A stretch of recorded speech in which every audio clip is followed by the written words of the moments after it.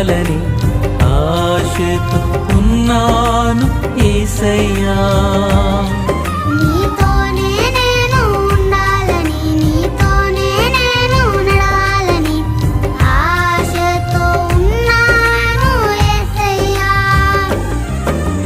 తప్పిపోయినా గొర్రెను నేను, నీ దరికి చేర్చుకో యేసయ్యా.